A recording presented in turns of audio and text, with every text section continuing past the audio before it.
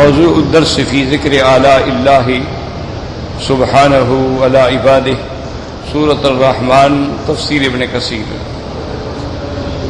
الحمدللہ رب العالمین، والصلاة والسلام علی اشرف الانبیاء وسید المرسلین سیدنا محمد وعلی آلہ واصحابہ اجمعین۔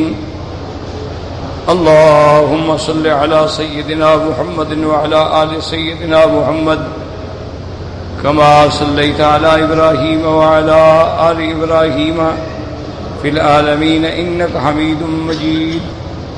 أعوذ بالله من الشيطان الرجيم، بسم الله الرحمن الرحيم۔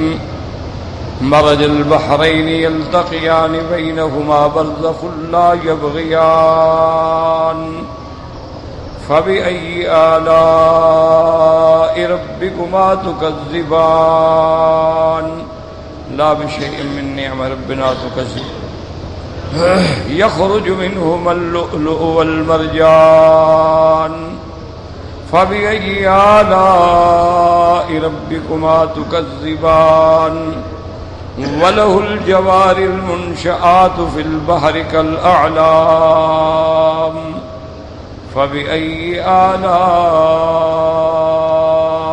ربكما تكذبان۔ اللہ تبارک و تعالی نے قرآن مقدس کی ان آیات مبارکہ میں جو سورۃ الرحمن کی آیات ہیں، اپنے مختلف نعمتوں کا ذکر فرمایا۔ جیسے الحمدللہ ہم نے سابقہ آیات میں پڑھا کہ اللہ نے 2 دریا زمین پہ چلائے اور اپنی قدرت کے کمال کا مظاہرہ یہ فرمایا کہ دونوں دریا زمین پہ چلتے ہیں، برابر چلتے ہیں، لیکن اللہ ان کو ملنے نہیں دیتے۔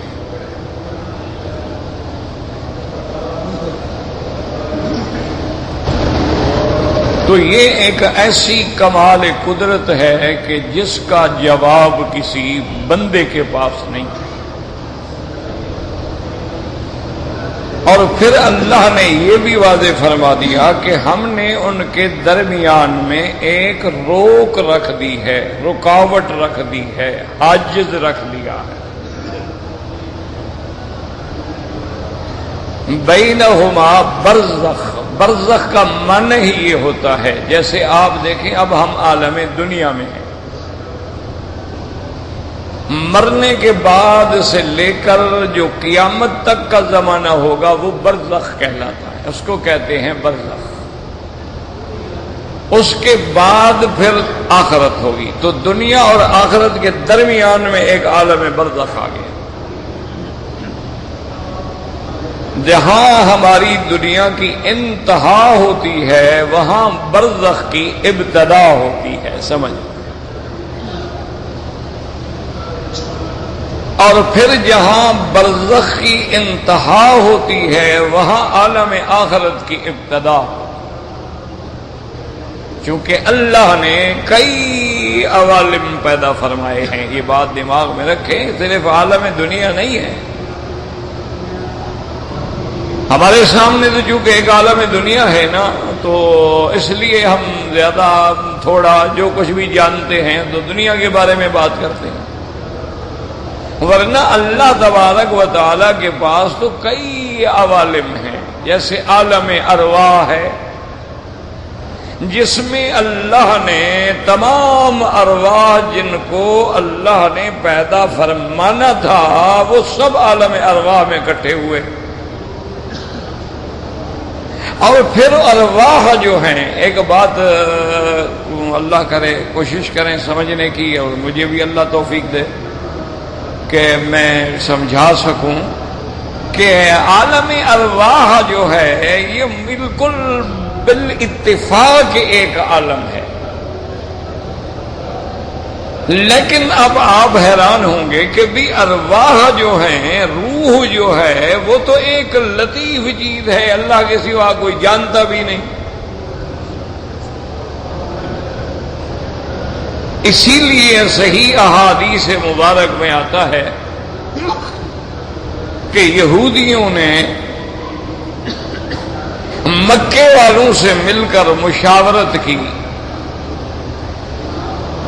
چونکہ مکے والے لوگ جو تھے یہ پڑھے لکھے لوگ نہیں تھے، یہ تو امیین تھے، لیکن اہل کتاب جو تھے یعنی یہود اور نصارہ وہ پڑھے لکھے لوگ بھی تھے، اور پھر ان کے پاس کتب سابقہ بھی تھی، ان کے پاس تورات تھی، ان کے پاس انجیل تھی۔ تو قریش مکہ کے کچھ سرداروں نے جن کا یہودیوں سے تعلق تھا، اٹھنا بیٹھنا تھا، ملنا ملانا تھا، جیسے کعب ابن الاشرف یہودیوں کا سردار ہے، اس کا مکے والوں سے بڑا تعلق تھا، تو مکے والوں نے ان سے کہا کہ بھائی اب ہمارے لیے ایک نیا مسئلہ پیدا ہو گیا ہے کہ ہمارے خاندان کے ایک آدمی نے دعویٰ کر دیا ہے کہ میں اللہ کا رسول ہوں،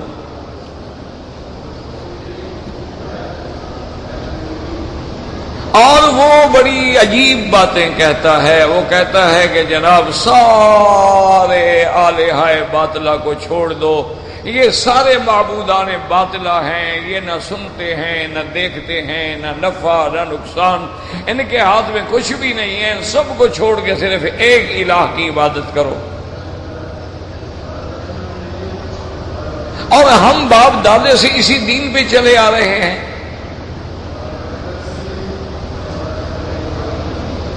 اور دوسری بات وہ یہ کہتا ہے کہ مرنے کے بعد جو ہے ہم دوبارہ اٹھیں گے۔ تو یہ ایک عجیب بات ہے کہ جب ہم مر جائیں گے، ہم مر گئے، مٹی میں مل گئے، ہمارے ہڈیاں بھی ریزہ ریزہ چورا ہو گئی، مٹی ہو گئی، اور بعض اوقات پھر ایسا بھی ہوتا ہے جیسے اب آپ دیکھیں نا سیلاب آئے ہیں تو کتنے قبرستان ہیں جو ختم اڑ گئے،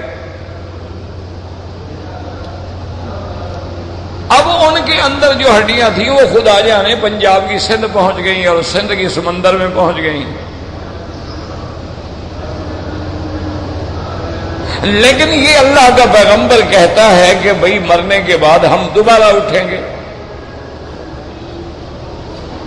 اور پھر صرف یہ نہیں کہ اٹھیں گے بلکہ میدان حشر میں ہم اکٹھے ہوں گے، نامہ اعمال ملیں گے، ہمارا حساب کتاب ہوگا، میدان اعمال ہوگا، سزا جزا ہوگی۔ اب یہ باتیں ہماری سمجھ میں نہیں آتی ہیں۔ اب دیکھیں ہمارے آبا جو مر گئے ہیں ان میں سے تو آج تک کوئی واپس نہیں آیا،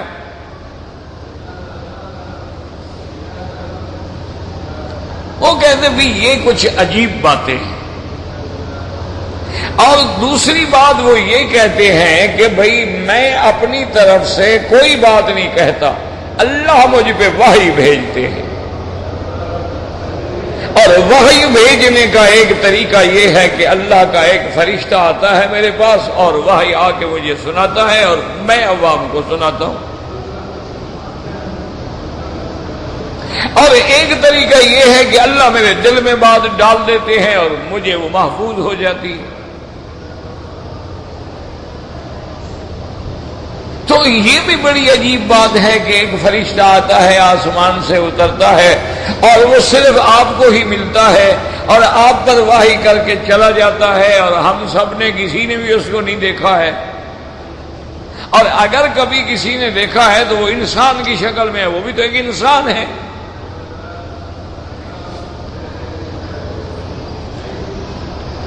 تو یہ مسئلہ ہمارے لیے بڑا عجیب ہو گیا ہے۔ اور ایک بات اور بھی وہ کہتا ہے، وہ یہ کہتا ہے کہ مکے والوں میری بات مان لو، اور میری بات اگر مان لو گے تو دانت لکم العرب والعجم، تم عرب اور عجم کے بادشاہ بن جاؤ گے، ساری دنیا تمہارے قدموں میں ہوگی، اور اللہ میرے اس دین کو پوری دنیا کے ادیان پہ غالب کر دیں گے، کوئی زمین میں ایسا گھر نہیں رہے گا جس میں اسلام داخل نہ ہو۔ کہتے ہیں یہ عجیب بات ہے، ایک آدمی کو مکے میں رہنے کے لیے ٹھکانہ نہیں ہے، چاچے کے گھر میں رہتا ہے، اور وہ دعویٰ یہ کرتا ہے تو آپ پڑھے لکھے لوگ ہیں، آپ ہمیں کوئی بات بتلائیں کہ ہم کسی طرح اس مسئلے کو حل کریں۔ انہوں نے کہا بالکل آسان حل ہے۔ انہوں نے کہا 3 سوال ہم بتاتے ہیں آپ کو، یہ 3 سوال جو ہیں حضور صلی اللہ علیہ وسلم سے کریں، اگر حضور تینوں باتوں کا جواب دے دیں، تینوں سوال کا جواب دے دیں تو نبی نہیں ہے،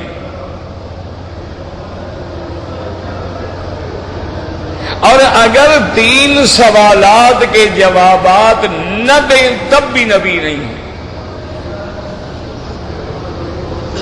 کہ نا دشمن کیسے الجھاتے ہیں۔ آج کل آپ تو نہیں دیکھتے ہوں گے یا دیکھتے ہوں گے، آج کل بھی پورا کفر جو ہے نا جی، پورا کفر اسی پہ لگا ہوا ہے کہ کسی طرح اللہ کے اس قرآن کو ختم کرو۔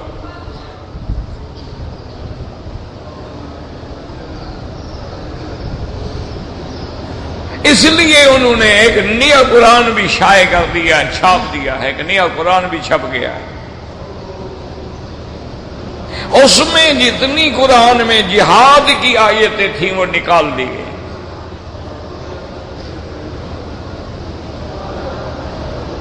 اور جتنی آیات میں اللہ نے کافروں سے قتال کا، جہاد کا حکم دیا ہے، اور کافروں سے تعلقات نہ رکھنے کا حکم دیا ہے، اور کافروں کو اپنا ملجا ماوا نہ بنانے کا حکم دیا، وہ ساری آیتیں حذف کر دی ہیں، اس کے علاوہ قرآن شائع کر دیا ہے۔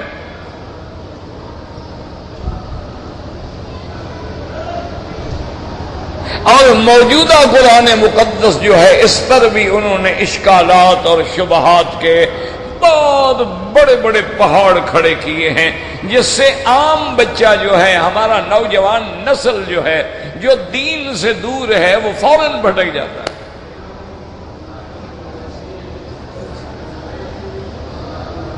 کیونکہ ہمارے جو کریم کلاسز ہیں، جو ایلیٹ کلاس ہے، ہمارے جو بڑے لوگ ہیں، یوں سمجھ لو ان کے بچے تو بہرحال ابتدا سے، نرسری سے انگریزی اسکولوں میں پڑھتے ہیں، اور پھر ان کی انتہا جو ہے وہ ہارورڈ اور آکسفورڈ پہ جا کے ہو جاتی ہے، یا فیونکس میں جا کے ہو جاتی ہے۔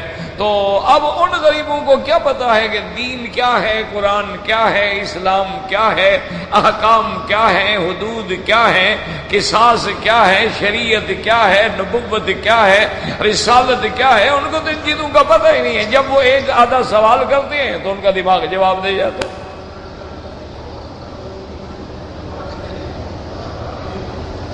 کیوں؟ دین پڑھنے والے جو ہے نا، معاف کرنا، اب بھی آپ اللہ کے کعبے میں بیٹھے ہیں، آنکھیں بند کر کے اپنے پورے ماحول پہ نظر ڈال لیں، آج بھی قرآن پڑھنے والا، حدیث پڑھنے والا غریب ہے یا کسی کمی ہاری کا بیٹا ہے؟ تمہارے علاقے میں جتنے وڈیرے ہیں، سردار ہیں، مخدوم ہیں، ان کا کوئی بیٹا آپ نے دیکھا مسجد میں قرآن پڑھتا ہو؟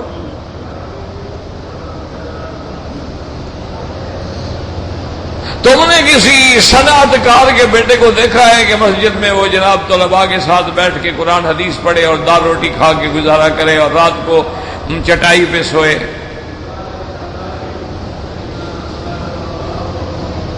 تو ان نوجوان بچوں کا قصور کیا ہے؟ ان کو تو ہم نے دین پڑھایا ہی نہیں، دین سکھایا ہی نہیں۔ ایک بہت بڑے آدمی تھے، وہ سید ہیں، ذات کے بھی سید ہیں ماشاءاللہ، ویسے یاد رکھیں سید ذات نہیں ہوتی، ایک مسئلہ یہ بھی دماغ میں رکھ لیں، سید کوئی ذات نہیں ہے، ذات یا قبیلہ جو ہے وہ قریش ہے، اور قبائل جو ہیں وہ بنو ہاشم ہیں، بنو قصی ہیں، بنو مرہ ہیں، بنو ثقیف ہیں، بنو کلاب ہیں۔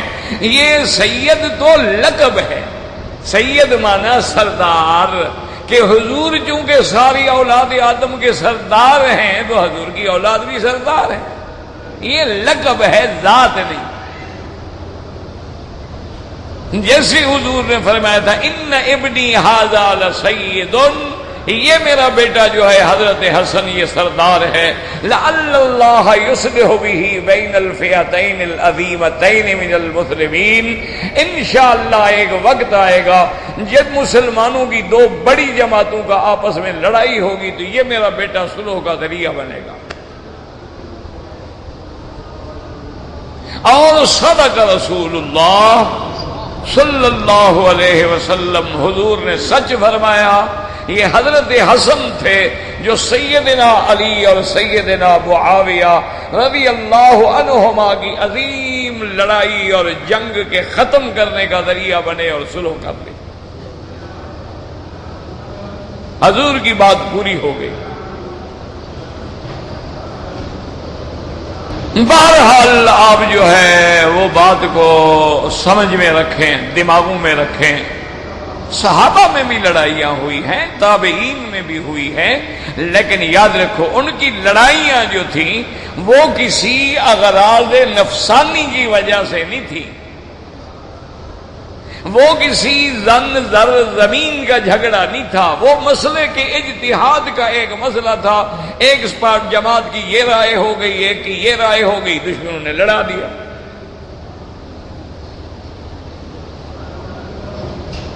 ورنہ جب حضرت علی رضی اللہ تعالی عنہ اور حضرت معاویہ رضی اللہ تعالی عنہ دونوں کے بارے میں کبھی دل میں ذرا سی میل نہیں لے آنا، ورنہ اہل سنت والجماعت سے آدمی نکل جائے گا۔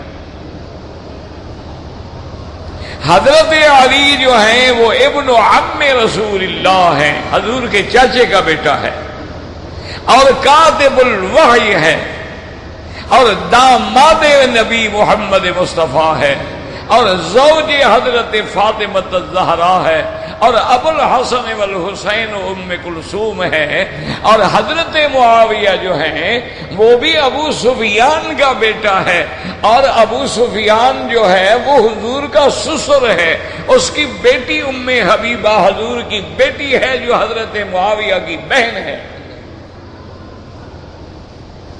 اور حضرت معاویہ بھی کاتب الوحی ہیں۔ یہ دونوں شان والے لوگ ہیں، ان میں اگر اختلاف ہوا ہے، جب اللہ نے معاف کر دیا تو آپ اور ہم کون ہیں بحث کرنے والے؟ اللہ نے فرما دیا میں نے سب کو معاف کر دیا، رضی اللہ عنہم ورضوا عنہ۔ اللہ جانتے تھے کہ ان کا جھگڑا جو ہے وہ کوئی ذات کی وجہ سے نہیں۔ یعنی آپ حیران ہوں گے کہ جس زمانے میں دونوں کی لڑائی بڑے زوروں پہ تھی تو بادشاہ روم کے دماغ میں کیڑا پڑ گیا، اس نے کہا کہ آج موقع ہے، یہ دونوں مسلمانوں کی جماعتیں لڑ رہی ہے اور حضرت علی نے مدینہ چھوڑ کے کوفے کو اپنا دارالخلافہ بنا لیا ہے، ہمارے لیے بڑا موقع ہے کہ اگر ہم اپنی پوری قوت کے ساتھ مدینے پہ حملہ کر لیں تو بس مرکز اسلام پہ قبضہ کر لیں۔ مرکز اسلام تو مکہ اور مدینہ ہے۔ تو شہنشاہ روم کے دماغ میں یہ بات آئی اور اس نے اپنی فوجوں کو بڑے خفیہ انداز میں تیار کرنا بھی شروع کر دیا۔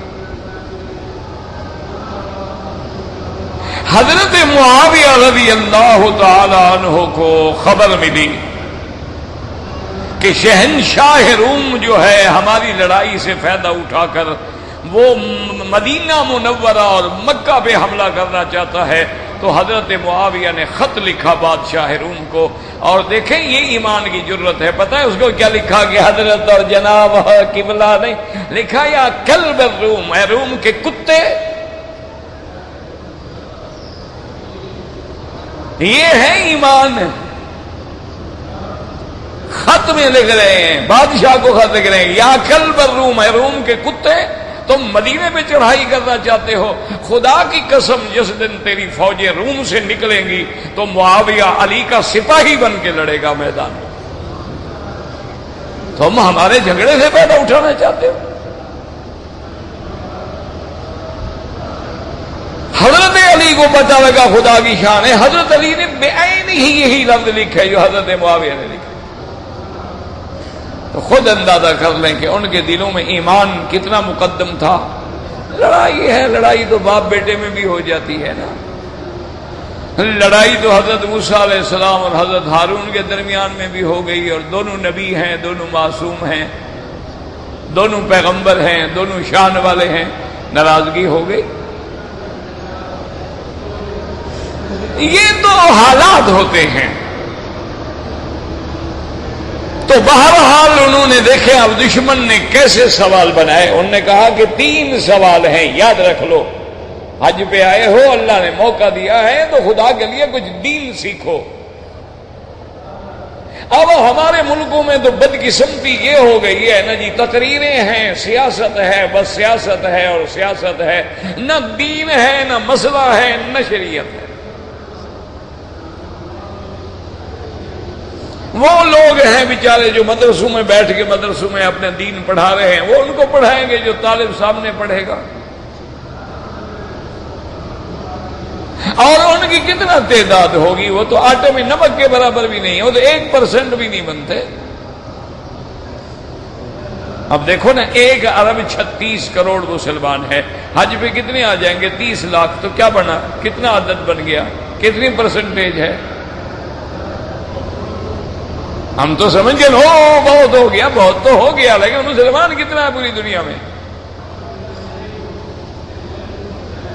اچھا، اور آنے والوں میں بھی دیکھ لو، یعنی شرط لگا کے میں کہتا ہوں، شرط تو حرام ہے یعنی انعام، کہ 90% جو ہے وہ غریب آیا ہوا ہے،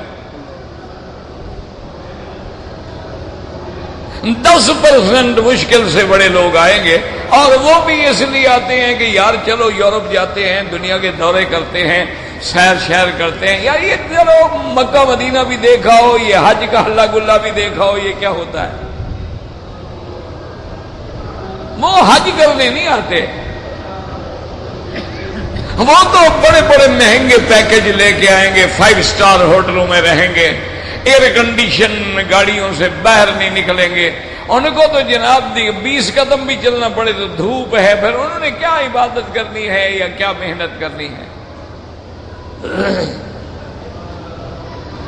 اور لا شک فی ذلک صدق رسول اللہ صلی اللہ علیہ وسلم، میرے محبوب نے، محبوب دو عالم نے سچ فرمایا تھا، فرمایا میری امت پہ ایک وقت آ جائے گا، بڑے لوگ جو ہیں وہ سیر و سیاحت کے لیے حج کریں گے، اور مولوی جو ہیں وہ شہرت کے لیے حج کریں گے، اور درمیانہ طبقہ جو ہے وہ تجارت کے لیے حج کرے گا، اور غریب جو ہیں وہ بھیک مانگنے کے لیے حج کریں گے۔ فرمایا حاجی تو خال خال ہوگا۔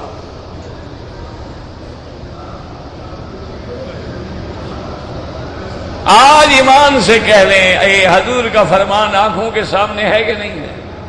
وہ کہتا ہے میں نے جناب 20 حج کیے ہیں،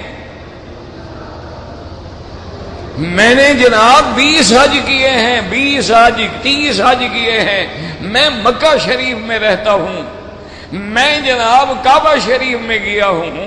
ایک دفعہ ایک آدمی نے لکھا، اللہ پاک رحمت فرمائے، کوئی عورت تھی، پتہ نہیں کون تھی، کسی کا نام نہیں لینا چاہیے، ہم تو سب سے گندے ہیں، اس نے کہا کہ جی آپ مولوی لوگ کہتے ہیں وہ فاسقہ ہے، وہ فاجرہ ہے، وہ زانیہ ہے، وہ ایسی ہے، وہ ایسی ہے، وہ ایسی ہے، وہ فلم ایکٹریس ہے، اس کی تو اللہ نے خاتمہ رمضان شریف میں اس کو موت آئی ہے، اب مولوی صاحب بولو۔ تو میں نے کہا شریف آدمی رمضان میں تو ابو جہل کو بھی موت آئی ہے، اس کے بارے میں کیا خیال ہے آپ کو؟ ابو جہل بدر میں جب مارا گیا تو رمضان شریف نہیں تھا، تو کیا جنت میں چلا جائے گا؟ یہ عجیب عقیدہ ہے۔ آج اگر کوئی ٹھاکر سنگھ مر جائے، اس کو کعبے کے غلاف میں دفن دے کے مکے میں دفن کر دیں، جنت میں چلا جائے گا؟ جنت کا تعلق ایمان سے ہے، جنت کا تعلق رمضان سے تو نہیں ہے۔ ایمان ہے تو جنت ملے گی نا میرا عزیز۔ اب دیکھیں جی دشمنوں نے کیسے سوال الجھائے۔ انہوں نے کہا جی 3 سوال ہے، اگر تینوں کے جواب دے دے تب بھی سچا نبی نہیں ہے، اور تینوں کے جواب نہ دے تب بھی سچا نبی نہیں، اگر 2 کا جواب دے دے اور 1 کا جواب نہ دے تو پھر سچا نبی۔ انہوں نے کہا یہ امتحان ہے۔ حضور صلی اللہ علیہ وسلم اسی سرزمین حرم میں بیٹھے ہیں جہاں اللہ نے تمہیں بھی نصیب کیا، کہو الحمدللہ۔ حاجیوں کتنے خوش نصیب ہو، آج تم اس جگہ پھر رہے ہو جہاں آمنہ کے لال نے طواف کیا۔ اللہ اکبر۔ بس دعا کر کہ اللہ ہماری حاضری قبول فرما لے، ورنہ ہمارے گناہ تو یہ ہیں کہ جب ہم طواف کرتے ہیں تو کسی بزرگ نے کہا تھا کہ کعبے سے آواز آتی ہے کہ بیرون درچے کر دی کہ درون خانہ آئی، اور تم باہر کیا کرتے رہے ہو، کیا بندر بھی آ گئے؟ ہمارا حال تو یہ ہے۔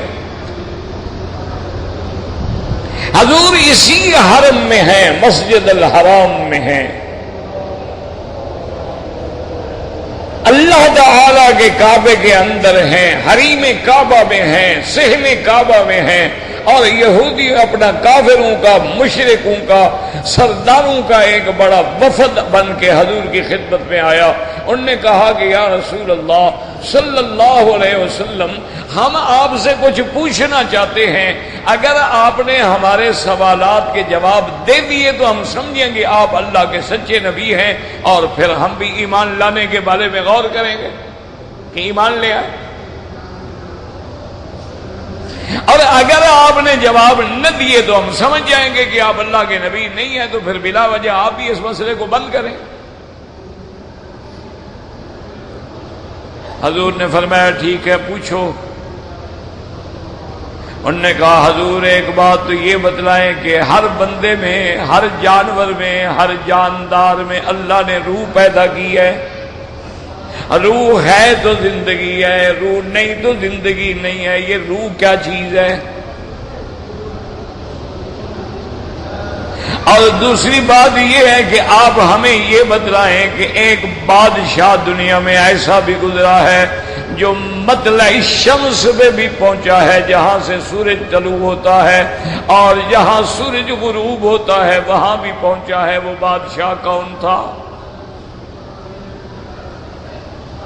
اور تیسرا سوال یہ ہے کہ کچھ نوجوانوں نے اپنے ملک کی حکومت سے بغاوت کر کے ملک چھوڑا، کسی غار میں پناہ لی، اور نوجوانوں کا کیا قصہ ہے؟ یہ ہمارے 3 سوال ہیں۔ اگر آپ ان کا جواب دے دیں تو پھر ہم ایمان کے بارے میں سوچیں گے۔ حضور پاک صلی اللہ علیہ وسلم نے فرمایا کہ میں کل ان کے جواب دوں گا۔ انہوں نے کہا بالکل ٹھیک ہے، یہ تو ضروری نہیں ہے کہ آپ ابھی ہمیں جواب دیں، کل دے دیں۔ اللہ اکبر، اللہ اکبر۔ اور حاجیوں خدا کے لیے اپنے عقیدے درست کرو۔ اگر انبیاء عالم الغیب ہوتے تو کبھی نہ کہتے کہ میں کل جواب دوں گا۔ اس لیے کہا کل جواب دوں گا کہ یہ سوالات میرے سامنے آئے ہیں، جب تک اللہ جواب نہ دے تو میں کیسے جواب دوں؟ اس لیے اپنے عقیدے صاف رکھو۔ یہ تو کہہ دیتے او جی انبیاء بھی عالم الغیب ہیں اور اولیاء بھی عالم الغیب ہیں، بس فرق اتنا ہے اللہ کا علم ذاتی ہوتا ہے اور ان کا عطائی ہوتا ہے۔ اور اللہ کے بندے جن کا وجود ہی اپنا نہیں تو ذاتی عطائی کی کیا بحث ہو گئی؟ ان کی تو ہر چیز عطائی ہے۔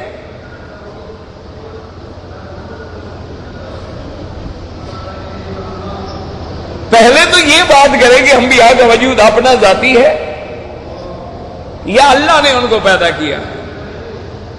تو اگر ان کی اپنی ذات ہی عطائی ہے تو پھر یہ کیا کہ یہ ذاتی علم ہوتا ہے اور یہ عطائی علم ہوتا ہے، اور اللہ نے ان کو سب دے دیا ہے، اور اب وہ ذرے ذرے کو جانتے ہیں، اور اللہ کے اولیاء کو بھی ذرے ذرے کا علم ہوتا ہے۔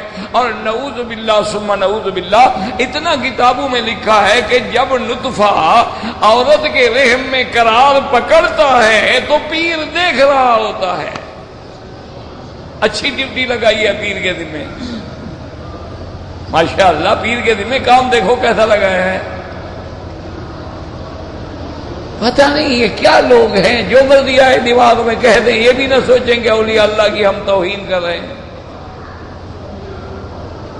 وہ کسی غیر محرم عورت کے نعوذ باللہ اعضاء پہ نظر ڈالنا شریعت میں حلال ہے؟ وہ تو نظر ڈالنا حرام ہے، تو پھر کیسے دیکھ رہے ہیں؟ کیا مطلب؟ اس کے چہرے پہ نظر ڈالنا حرام ہے کہ جائے کہ اس کے رحم پہ نظر ڈالی جائے؟ خدا کا خوف کریں، پتہ نہیں ایسا کوئی دماغ آتا ہے نا ان کا. جب وہ آدمی عشق میں آتا ہے نا جی، اس کو کوئی پتہ نہیں لگتا تھا نا. جب آدمی مجنون ہو جاتا ہے نا، جنون ہو جاتا ہے، عشق کا غلب میں آ جاتا ہے، اس کو کوئی پتہ نہیں لگا میں کیا کہہ رہا ہوں.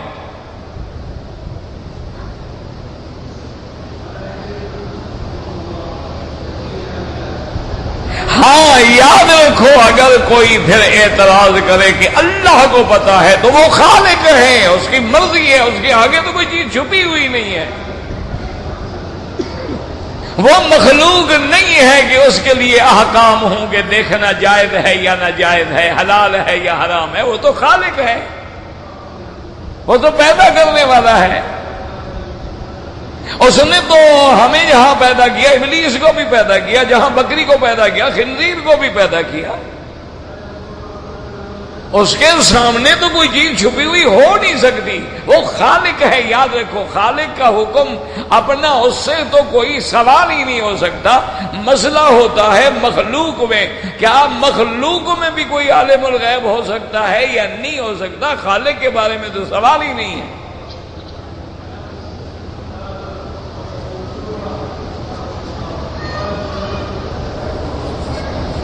اب جناب دیکھیں کہ حضور پاک نے، سرکار دو جہاں نے، رحمت دو عالم نے، صلی اللہ علیہ وسلم نے جتنی دیر موقع ملے حضور پہ درود پڑھا کرو. یہ انگوٹھے چومنے کام نہیں آئیں گے، یہ درود شریف کام آئے گا. یہ ہمارے لیے کتنی بڑی نعمت ہے. ایمان سے کہو. حضور فرماتے ہیں جب اذان ہو تم بھی اسی طرح کہو جیسے مؤذن کہہ رہا ہے. جب ختم کرے تو کہو اشہد ان لا الہ الا اللہ اشہد ان محمد الرسول اللہ، اور پھر مجھ پہ درود پڑھو اور میرے لیے دعا مانگو. اللہم رب هذه الدعوۃ التامۃ والصلاۃ القائمۃ آت محمد الوسیلۃ وابعثہ مقاما محمودا. فرمایا حلت شفاعتی، پھر تیرے لیے میری شفاعت لازم ہو گئی. کتنا آسان کام ہے حضور کی شفاعت مل جائے.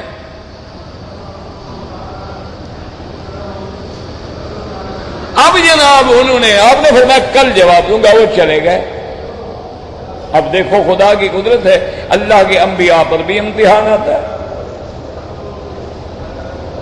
اب حضور فرماتی ہے کہ میں کل کی انتظار میں ہوں، لیکن ما نزل جبرائیل، اللہ کا فرشتہ جبریل کوئی جواب لے کے نہیں آیا، وحی نہیں آئی. حضور فرماتی ہے میں مکے سے باہر چلا جاتا ہوں، پہاڑوں کی چوٹیوں پہ بیٹھتا ہوں، انتظار کرتا ہوں، لیکن ایک دن گزر گیا، 2 دن گزر گئے، 3 دن گزر گئے، اور کافر روزانہ خوش ہو کے مقابلہ کرتے ہیں اور آ کے مطالبہ کرتے ہیں کہ جناب آپ اگر سچے نبی ہیں تو ہمارے جواب دیں. اور میں کیسے جواب دوں؟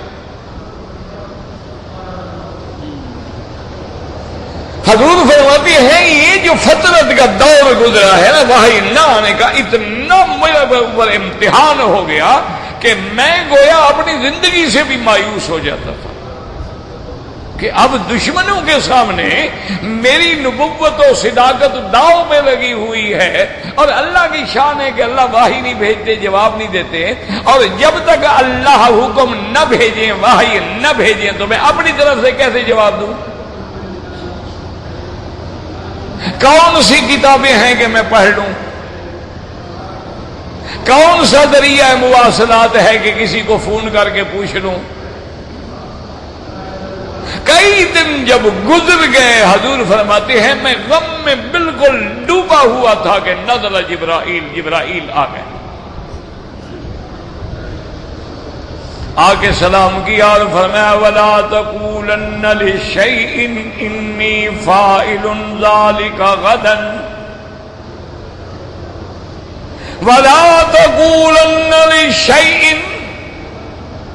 إِنِّي فَاعِلٌ ذلك غدا الا ان يشاء اللہ. اللہ نے فرمایا میرے نبی آپ نے یہ کیسے جرت کی کہ کہہ دیا میں کل جواب دوں گا. آئندہ خبردار کبھی یہ نہ کہنا. ساتھ کہا کرو کہ اللہ نے چاہا تو کل جواب دوں گا. آپ نے انشاءاللہ نہیں کہا, ہم نے وحی روک دیا. تو آپ نے کیسے فرما دیا کہ میں کل جواب دوں گا؟ میں نہ چاہوں میری مرضی, کیسے جواب دیں گے آپ؟ آئندہ بالکل ولا تقولن لشیء, کسی چیز کے بارے میں بھی یہ نہ کہنا کل ہوگا. کہو انشاءاللہ, اللہ نے چاہا. تو کوئی بھی کام کرے مسلمان تو کہے انشاءاللہ, اللہ نے چاہا بھی تو میں کل حاضر ہوں گا. اگر اللہ نہ چاہے تو پھر میں کیسے حاضر ہو سکتا ہوں؟ اور اس کے بعد پھر اللہ پاک نے سورۃ الکہف نازل فرمائی. اور سورۃ کہف میں اللہ نے ساری تفصیل بتا دی کہ میرے مدنی اصحاب کہف کا یہ واقعہ ہے. ذهب الفتية إلى الكهف, کہ ان نوجوانوں نے کیسے غار میں پناہ لی, پھر ہم نے ان کو 309 سال تک کیسے سلا دیا. اور وہ بادشاہ جو مطلع شمس پہ پہنچا ہے, فرمایا ذوالقرنین حتی اذا بلغ مطلع الشمس وجدها تطلع على قوم. اللہ نے سورۃ کہف میں اصحاب کہف کا بھی پورا قصہ سنا دیا, ذوالقرنین کا بھی پورا قصہ سنا دیا, اور جو تیسرا سوال تھا روح کے بارے میں اللہ نے وہ بھی بتلا دیا. یسألونک عن الروح قل الروح من امر ربی وما اوتیتم من العلم الا قلیلا. اگر میرے مدنی آپ سے کوئی روح کے بارے میں پوچھے تو کہے روح میرے رب کا حکم ہے, میرے رب کا امر ہے, ہمیں پتہ نہیں کہ روح کیا چیز ہے. اللہ نے فرمایا تم کو جتنا میں نے علم دیا ہے تھوڑا سا علم ہے, تم اس بات کو سمجھ ہی نہیں سکتے, بس روح کے بارے میں کوئی جواب نہ دے. اب حضور صلی اللہ علیہ وسلم نے جب 2 سوالوں کے صحیح جواب دے دیے اور ایک سوال کے جواب میں کہہ دیا کہ اللہ کا امر ہے ہم نہیں جانتے ہیں, اب جناب قریش گئے یہودیوں کے پاس. انہوں نے کہا سچی بات تو قریش یہ ہے کہ وہ رسول اللہ ہے, اللہ کا سچا نبی ہے. انہوں نے کہا کہ نبی تو سچا ہے لیکن ہم بھی نہیں مانتے, ماننا تم بھی نہ, لیکن ہے نبی سچا. انہوں نے کہا کہ ہم تو اس لیے نہیں مانتے ہیں کہ ساری نبوت جو تھی وہ بنو اسرائیل میں آ رہی تھی. اللہ نے جتنے انبیاء پیدا کیے بنو اسرائیل میں پیدا کیے ہیں. آپ کے آنے سے نبوت جو ہے وہ منتقل ہو گئی, ولد اسرائیل کے بجائے ولد اسماعیل میں چلی گئی. حضرت اسحاق کی اولاد کے بجائے اسماعیل کی اولاد میں چلی گئی. ہم تو اس لیے نہیں مانتے ہیں. اور قریش نے کہا ہم بھی تو اسی لیے نہیں مانتے ہیں نا کہ ہمارا عزیز ہے, رشتہ دار ہے, اور اس کو تو اللہ نے نبوت دے دی, ہم کدھر جائیں؟ ہم بھی ضد میں نہیں مانتے. تو اب آپ دیکھیں کہ جناب حضور کی نبوت تو سچی ہو گئی, ثابت ہو گئی, دشمن نے مان بھی لیا. اور عجیب بات سنو حاجیو, ایک دفعہ ابو جہل طواف کر رہا تھا. یہ طواف کرنے سے کچھ نہیں ہوتا, طواف ابو جہل نے بڑے کیے. دعا یہ کرو اللہ ہمیں ایمان کی دولت کے ساتھ طواف نصیب کرے. دعا یہ کرو اللہ ہمیں حضور کی غلامی کے ساتھ طواف نصیب کرے. دعا یہ کرو کہ اللہ ہمیں قرآن و سنت کی روشنی میں طواف نصیب کرے. ورنہ طواف کیا ہے؟ طواف تو بڑی دنیا نے کیے ہیں. طواف تو ابھی لہب بھی کرتا تھا, ابھی جہل بھی کرتا تھا, امیت ابن خلف بھی کرتا تھا، عتبہ، عتیبہ، شیبہ، ربیعہ بھی کرتے تھے، اور ان کو بھی جب مشکل پکڑتے تھے نا، ان کو بھی کوئی مصیبت آتی تھی، وہ بھی ملتزم کو آگے چمٹ جاتے تھے۔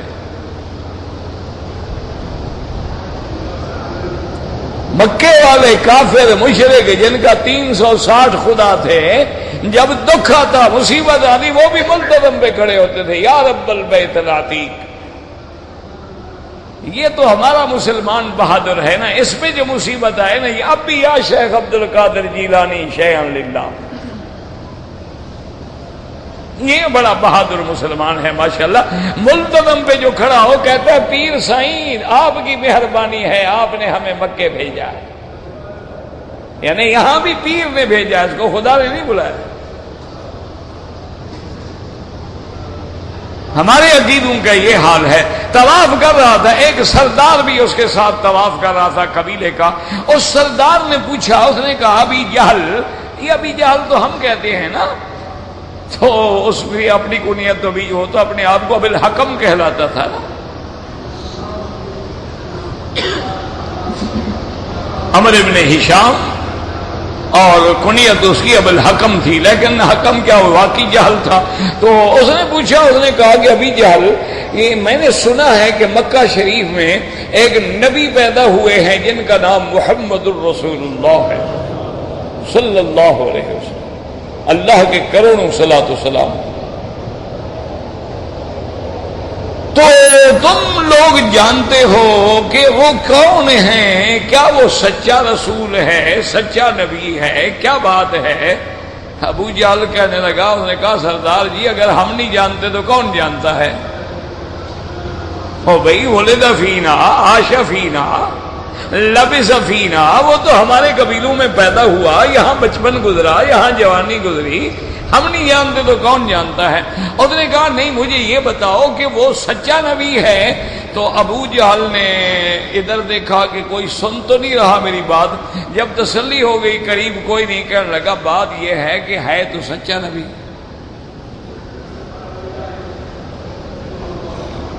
یہ ابو جہل کہہ رہا ہے، کہتا ہے کہ نبی سچا ہے۔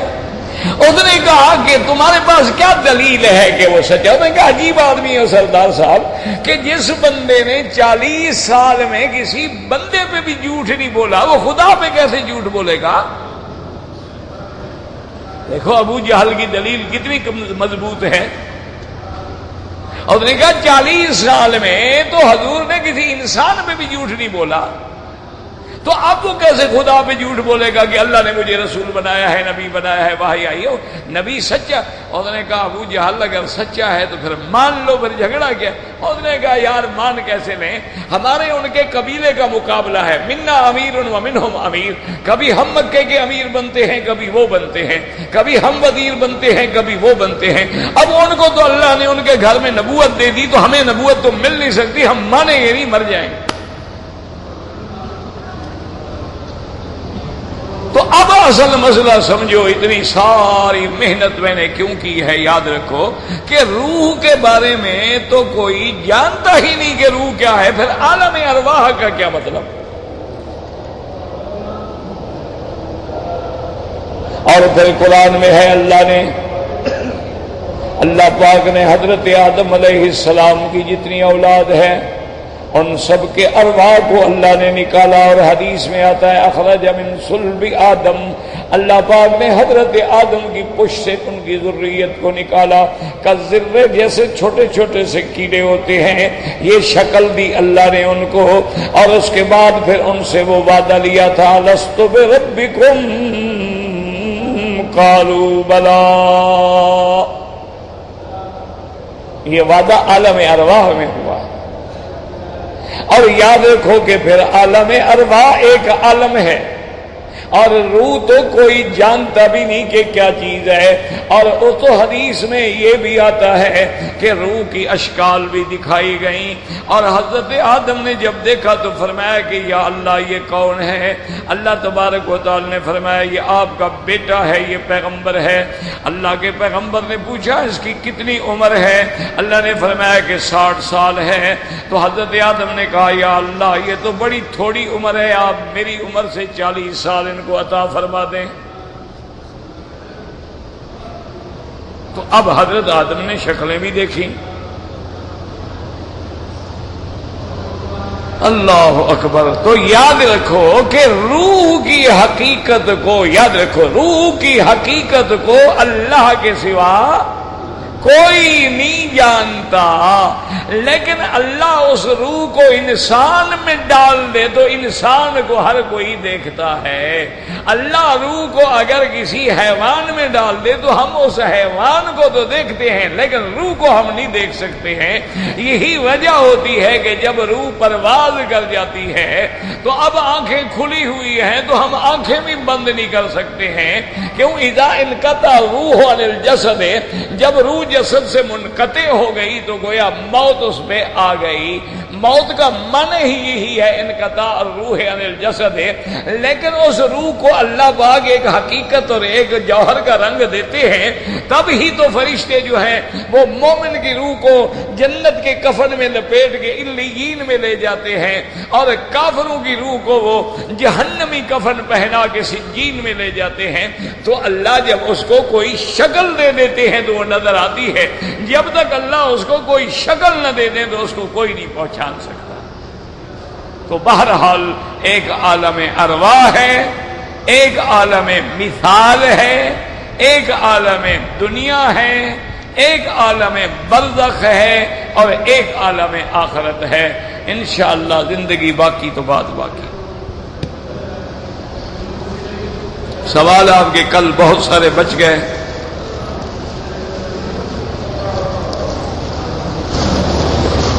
کہتے جی کہ میں نے جب یہاں حج کے لیے آیا تھا تو بہرحال قربانی میں نے سمجھا حکومت کرے گی. حکومت کیوں قربانی کرے گی؟ حج تم کرو گے، قربانی حکومت کرے گی.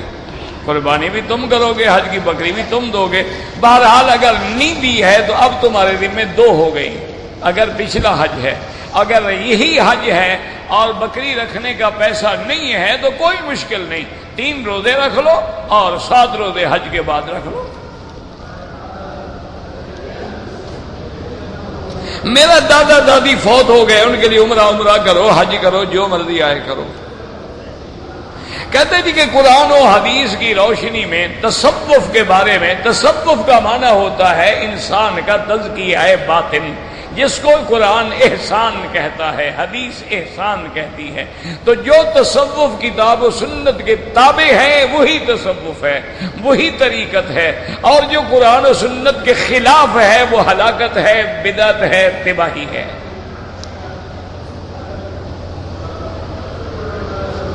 اگر ہمارے حاجی جو ہیں عمرہ کرنا چاہیں تو مسجد عائشہ سے کر سکتے ہیں. مسجد عائشہ سے کریں، جیرانہ سے کریں، جس کو بڑا عمرہ کہتے ہیں. وہاں سے حضور پاک نے کیا ہے اور یہاں سے بی بی عائشہ نے کیا.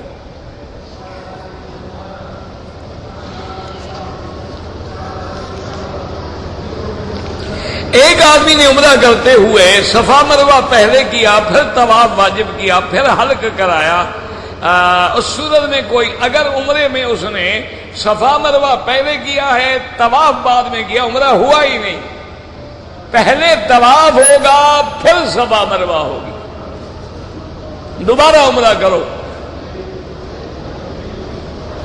اگر ایک آدمی نے طواف کرنے کے بعد 2 رکعت نہیں پڑھی لیکن دوسرا طواف شروع کر دیا، کوئی حرج نہیں، بعد میں 2 رکعت پڑھ لے.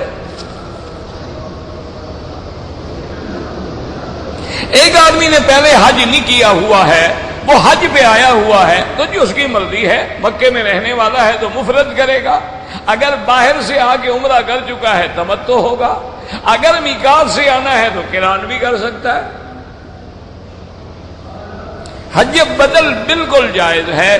جو آدمی بھی حج بدل کرے اس سے پہلے یہ دیکھا کرو کہ وہ آدمی مسائل کو جانتا ہو، اس کو حج بدل کے لیے کہے. اگر نہ جانتا ہو کتابیں پڑھ کے سمجھ لو، 1 دفعہ 2 دفعہ 4 دفعہ پڑھو، جو چیز سمجھ نہ آئے نشان لگا کے کسی عالم سے سمجھ لو.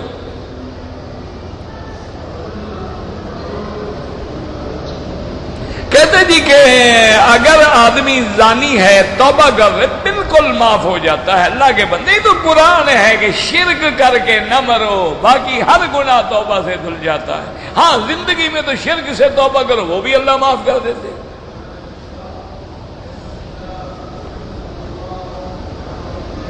کہتے جی کہ ابلیس اکیلا شیطان تھا تو پھر باقی شیطان کہاں سے آ گئے؟ جیسے آدم اکیلا تھا، آپ کہاں سے آ گئے؟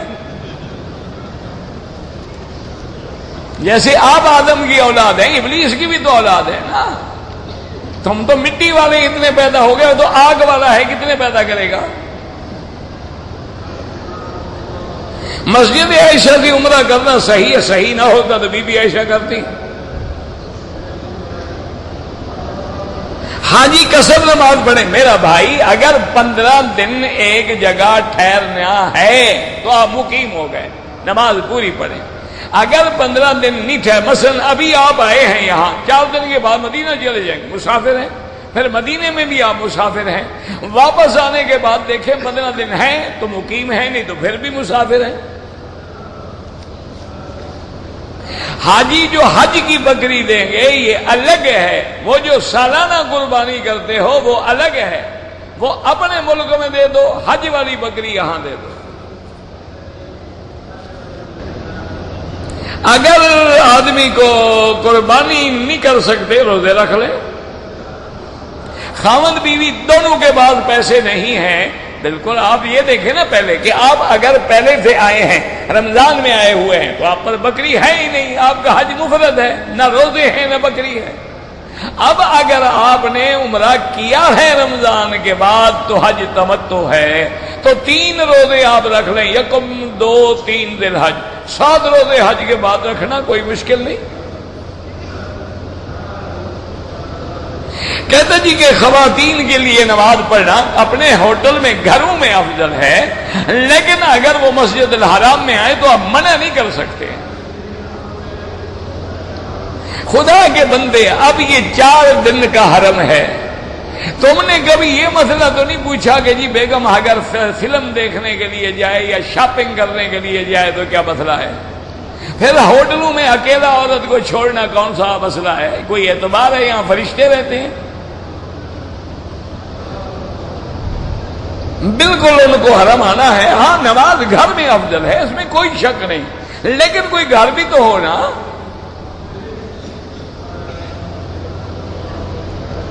میرے پاس 4 گاڑیاں ہیں، 3 گھر ہیں، گھر کی کوئی زکوٰۃ نہیں ہوتی۔ اگر گھر کرائے پہ دیا ہوا ہے تو جو آمدنی ہوگی اس پہ زکوٰۃ ہے۔ گاڑیاں چلاتے ہو، جو آمدنی ہوگی ان پہ زکوٰۃ ہے، گاڑی کی قیمت پہ زکوٰۃ نہیں ہوتی، وہ تو ذریعہ ہے تمہاری آمدن کا۔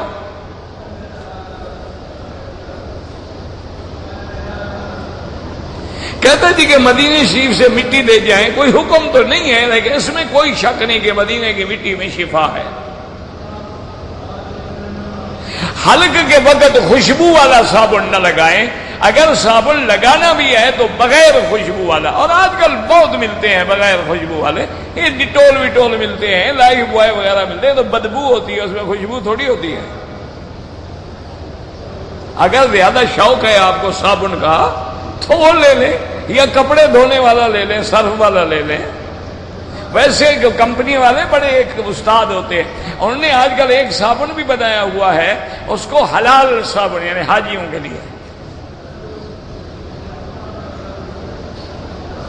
اگر آپ نے مکے میں رہتے ہیں، شوال میں عمرہ کیا ہے تو آپ کا حج تمتع ہوگا۔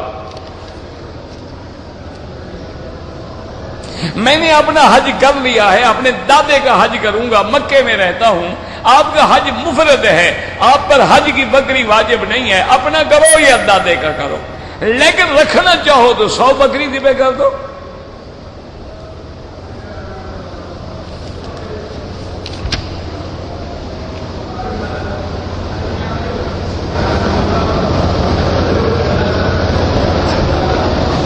میں نے حج تمتع کیا تھا اور صفا مروہ نہیں دوڑا تھا، بالکل دم پڑ گئی۔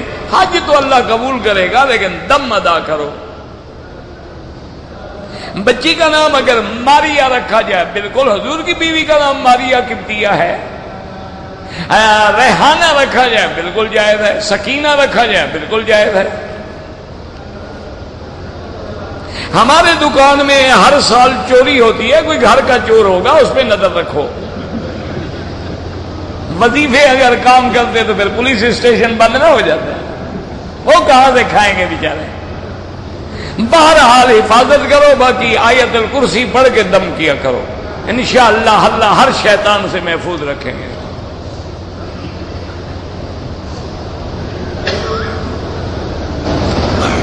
کہتے جی کہ آپ کے بعض مرید ہیں جو میلاد بھی کرتے ہیں اور انگوٹھے بھی چومتے ہیں، وہ میرے مرید نہیں ہوں گے نا، تم نے کہاں سے خواب دیکھا ہے؟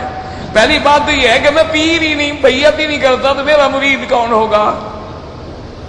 جب پیر ہی نہ ہو تو مرید تو خود بخود ختم ہو گئے نا۔ میں تو بابا نہ پیر ہوں، نہ فقیر ہوں، نہ عالم، نہ مولوی، ایک طالب العلم ہوں۔ اگر کوئی مجھ سے محبت کرتا ہے تو اللہ اللہ کے قرآن اللہ کے گھر کے لیے کرتا ہے، میرا تو کوئی مرید شرید نہیں ہے۔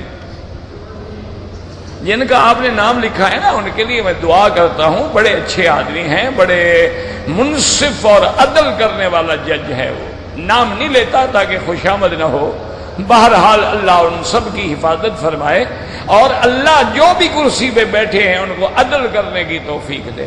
یاد رکھو ملک عدل سے چلتے ہیں، ملک ظلم سے کبھی نہیں چلتے۔ کہتے جی مجھے پیشاب کے قطروں کا وہم ہوتا ہے، حضور نے وہ بھی علاج بتلایا کہ اپنی طرف سے احتیاط کرو، ورنہ فرمایا اپنے کپڑے پہ تھوڑا سا پانی چھڑک دیا کرو تاکہ تیرا وہم مر جائے گا، یہ پانی میرا پانی ہے، یہ پیشاب نہیں ہے۔ احرام کا کفن، احرام جو ہے اس کو ہم کفن کے لیے رکھ لیں، جو مرضی ہے، تمہارا کپڑا ہے کفن بناؤ یا قمیض بنا لو، تمہاری مرضی، تمہاری چیز ہے۔ کہتے جی شیخ الاسلام محمد ابن عبد الوہاب کون تھے؟ یہ انہی کی برکت ہے کہ اس ملک میں قرآن ہے۔ تم تو قوالی لے کے آئے نا، وہ قرآن لے کے آئے۔ تم حجرے پجرے لے کے آئے، وہ قرآن لے کے آیا۔ تم عرس اور 11ویاں لے کے آئے، وہ نبی کی سنت اور حدیث لے کے آیا۔ اسی لیے تو وہابی کہتے ہو نا۔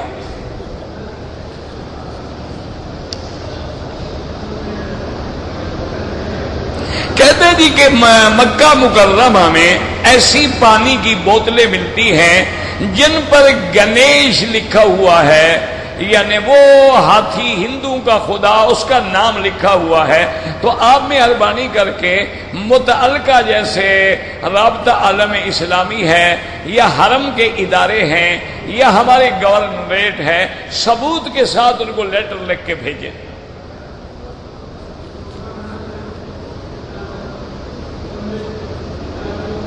کہتے جی کہ فجر کے بعد طواف کریں یا عصر کے بعد، تو حنفی حضرات جو ہیں وہ تو سورج نکلنے کے بعد یا مغرب کے بعد پڑھیں۔ باقی ائمہ کے نزدیک حرم میں ہر وقت جائز ہے، کوئی پڑھتا ہے اس کے گلے نہ پڑھو، جو نہیں پڑھتا اس کو رسہ ڈال کے کھینچو نہیں۔